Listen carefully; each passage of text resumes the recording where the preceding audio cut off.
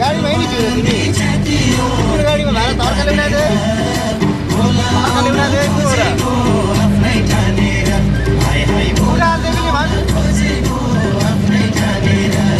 गाडीमा उठाइदिए पनि भाडा अर्काले भन्थ्यो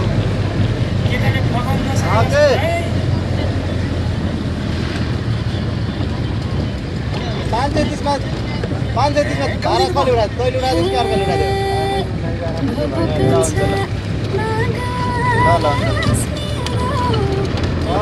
ल